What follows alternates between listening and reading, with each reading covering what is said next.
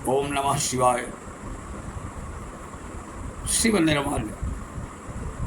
बहुत धारणाएं हैं अनेकानेक कि शिवलिंग पर चढ़ा हुआ प्रसाद ग्रहण करना चाहिए या नहीं ग्रहण करना चाहिए।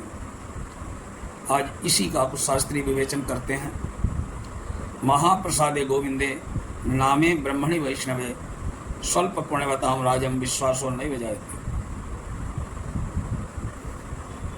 भगवान के प्रसाद में, गोविंद में, उनके नाम में, वैष्णवों में उन्हीं का विश्वास नहीं होता है जिनके पुण्य थोड़े हैं। शब्दार्थ को छोड़ दें तो श्लोक का भाव यह है कि भगवान का प्रसाद, भगवान उनके नाम में पुण्यात्माओं का ही विश्वास होता है। थोड़े पुण्य वालों का कभी भी प्रसाद पर, भगवान पर, उनके नाम पर विश्वास नहीं होता।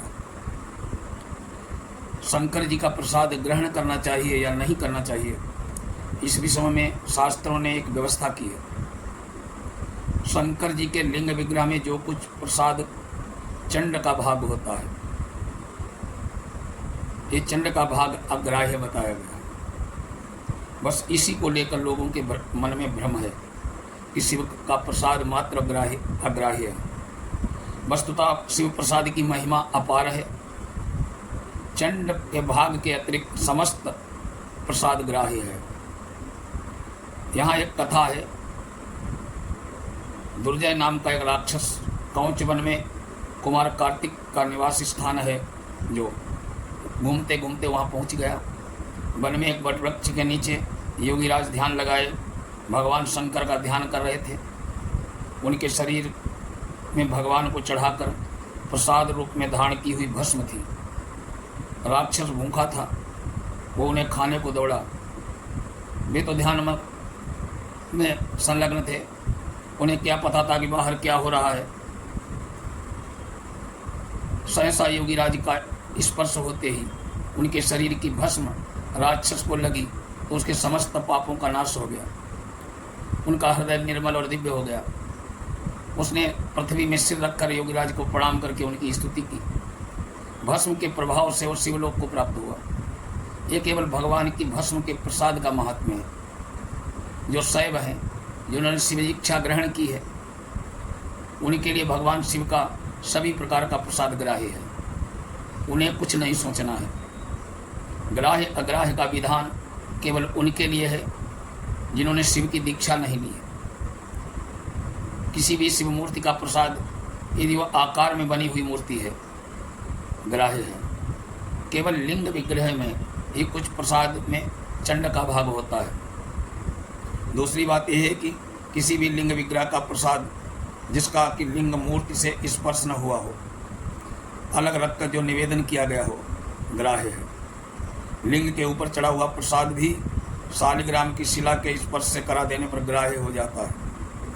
यदि शालिग्राम की शिला को स्पर्श न कराया जाए तो भी लिंग के ऊपर चढ़ा फल, पत्र, पुष्प, जल, दूध, नैवेद्य ही अग्राह्य होगा। जो कुछ भी विशेष लिंगों का ही शेष वस्तुएं उनकी भी पवित्र और ग्राह्य है। जहाँ पर शालिग्राम की उत्पत्ति होती है, वहाँ से उत्पन्न शिवलिंग, पारद, पाषाण, चांदी, सोने चांदी से बने शिवलिंग, नर्मदा से निकले वाणलिंग, ज्योतिर्लिंग, देवता सिद्धों से प्रतिष्ठित लिंग, केसर का शिवलिंग, स्फटिक शिवलिंग, रत्न निर्मित शिवलिंग, किसी भी धातु से निर्मित लिंग, जिनकी उपासना से किसी से ने सिद्धि प्राप्त की हो, ऐसे लिंग, स्वतः प्रकट शिवलिंग, इन समस्त प्रकार के लिंगों का प्रसाद होकर चंड का अधिकार नहीं होता है। अतः उनके लिंग का चढ़े प्रसाद ग्राह्य हैं। मिट्टी, लकड़ी आदि से जो वस्तुएं उपरोक्त में वर्णन नहीं आई हैं, उनसे निर्मित शिवलिंग को वो प्रसाद जो फल पुष्प आदि हो, लिंग को स्पर्श हो चुका है, चंड का भाग है, तो वो अग्राह्य है। यदि शालिग्राम से इस शिला से स्पर्श न कराया जाए, ऐसे प्रसाद को नदी, तालाब आदि या किसी जलाशय को छोड़कर चंड के ही अर्पण कर देना चाहिए। चंड का भाग अपवित्र दशा में सभी प्रकार का शिव प्रसाद ग्राह्य है।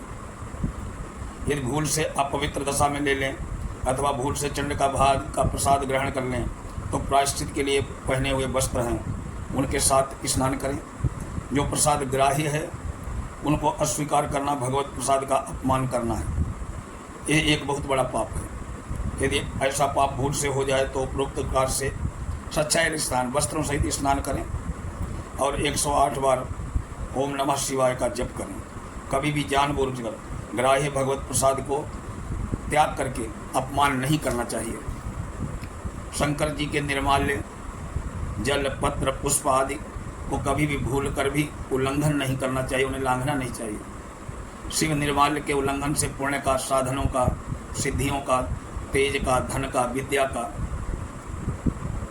बल आदि का नाश हो जाता है। शिव महिम ने विवरण में लिखा है कि शिव निर्माल्य के उल्लंघन से गंधर्वराज पुष्पदंत की व्योम गमन शक्ति नष्ट हो गई थी। शिव निर्माल्य का उल्लंघन न हो, इसीलिए शास्त्रों में शंकर जी की अर्ध प्रदक्षिणा की व्यवस्था की गई। मंदिर की प्रदक्षिणा करने के लिए पहले दाहिनी ओर से मंदिर की ओर पीछे वहाँ जाते हैं जहाँ से चढ़े हुए जल के बहने का मार्ग हो, फिर लौट आते हैं। बाईं ओर से भी पुनः जाकर उस जल के बहने के मार्ग से लौट आते हैं। इस प्रकार प्रदक्षिणा पूरी होती है। उद्देश्य इतना ही है कि उसमें चढ़ा हुआ निर्माल्य का उल्लंघन नहीं होता, चाहे जल हो, पत्र हो, पुष्प हो, फल हो। शिवजी पर चढ़े हुए किसी भी निर्माल्य का उल्लंघन नहीं करना चाहिए, इसको लांघना नहीं चाहिए। निर्माल्य के संबंध में इसमें सभी आवश्यक वस्तुएं बता दी गई हैं। हमें मिथ्या भ्रम में पढ़कर कभी भी भगवान के प्रसाद का अपमान नहीं करना चाहिए। केवल त्याग उसी का करना चाहिए जो शास्त्र विहित हो, अर्थात केवल चंड का वह जो भाग होता है शिवलिंग पर, उसको छोड़ करके सारा प्रसाद ग्राह्य है। ओम नमः शिवाय।